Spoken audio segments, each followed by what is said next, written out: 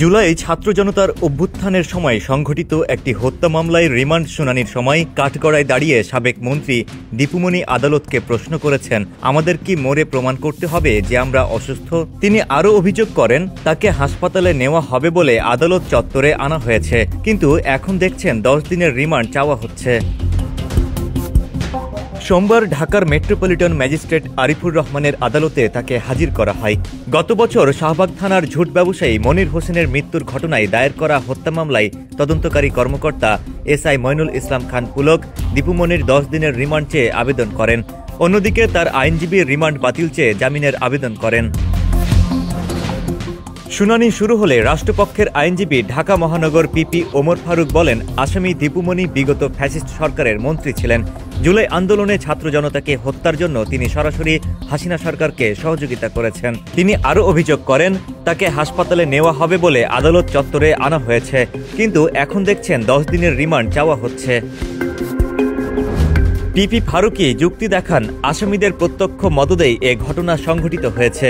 সরকারকে তারা কি পরামর্শ দিয়েছেন এবং কেন এ হত্যাকাণ্ডগুলো ঘটানো হয়েছিল সেই বিষয়ে বিস্তারিত তথ্য উদ্ঘাটনের জন্য দীপুমণিকে 10 দিনের রিমান্ডে নেওয়া প্রয়োজন।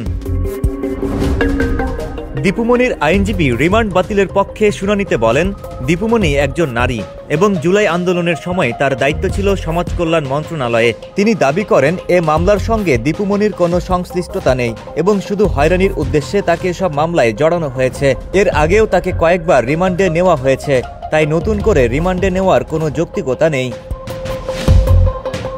আইনজীবী পক্ষের বক্তব্য শেষে দীপুমণি আদালতের অনুমতি নিয়ে কিছু বলার জন্য অনুরোধ করেন। অনুমতি পেলে তিনি কাঠগড়ায় দাঁড়িয়ে নিজের শারীরিক অসুস্থতার কথা তুলে ধরে বলেন, আমি অসুস্থ, দীর্ঘদিন ধরে অসুস্থ, কিন্তু কারাগারে চিকিৎসার পর্যাপ্ত ব্যবস্থা নেই। আমাদের সাবেক মন্ত্রী নুরুল মজিদ মাহমুদ হুমায়ুন 4 বার হাসপাতালে ভর্তি হওয়ার পর মারা গেছেন। আমাদেরও কি মরে প্রমাণ করতে হবে যে আমরা অসুস্থ? এ সময় রাষ্ট্রপক্ষের আইনজীবী ওমর ফারুকি পাল্টা মন্তব্য করে বলেন, দীপুমণির গলার আওয়াজই প্রমাণ করে দেয় তিনি কতটুকু অসুস্থ। সত্যিকারে তিনি সুস্থই আছেন। উভয় পক্ষের শুনানি শেষে আদালত সাবেক মন্ত্রী দীপুমণির 4 দিনের রিমান্ড মঞ্জুর করেন। আদালতের আদেশ পাওয়ার পর দীপুমণি আদালতের অনুমতি নিয়ে আইনজীবীর সঙ্গে কথা বলেন।